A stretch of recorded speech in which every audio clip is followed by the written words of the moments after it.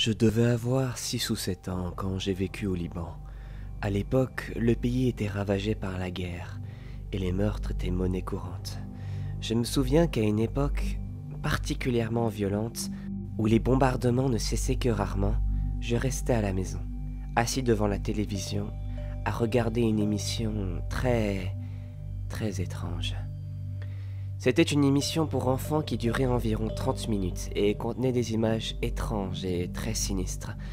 Aujourd'hui encore, je crois qu'il s'agissait d'une tentative à peine voilée de la part des médias d'utiliser des tactiques d'intimidation pour que les enfants restent à leur place. Je crois qu'il s'agissait d'une tentative à peine voilée de la part des médias d'utiliser des tactiques d'intimidation pour que les enfants restent à leur place.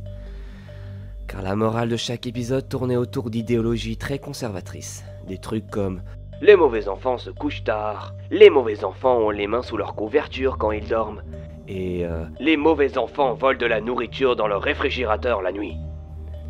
C'était très bizarre, et en arabe pour couronner le tout. Je n'ai jamais compris grand-chose à ce qu'ils disaient, mais pour l'essentiel, les images étaient suffisamment parlantes pour que je comprenne l'essentiel. Ce qui m'a le plus marqué cependant, c'était la scène finale. Elle restait sensiblement la même dans chaque épisode. La caméra zoomait sur une vieille porte rouillée et fermée, au fur et à mesure qu'elle se rapprochait de la porte. Au fur et à mesure qu'elle se rapprochait de la porte, des cris étranges et parfois même angoissants devenaient de plus en plus audibles. C'était vraiment effrayant, surtout dans une émission pour enfants. Puis un texte en arabe apparaît sur l'écran, et je savais qu'il disait « C'est là que vont les mauvais enfants ». Finalement, l'image et le son coupaient brusquement, et c'était la fin de l'épisode. Environ 15 ou 16 ans plus tard, je suis devenu photographe de presse. J'ai toujours pensé à cette émission, qui revenait sporadiquement dans mes pensées.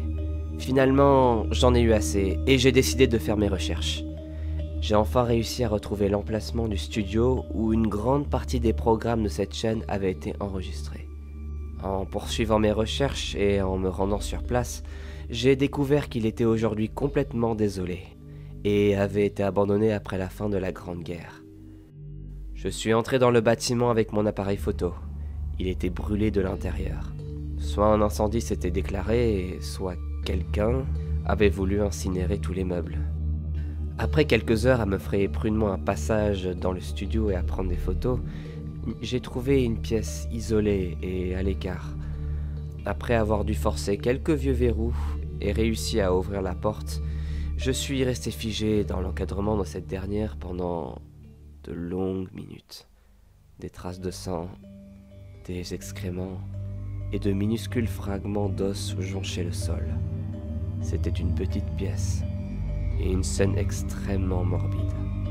Mais ce qui m'a vraiment effrayé, ce qui m'a fait m'en aller et de ne plus vouloir revenir, c'est le micro cadenassé dans une cage, suspendu au plafond au milieu de la pièce.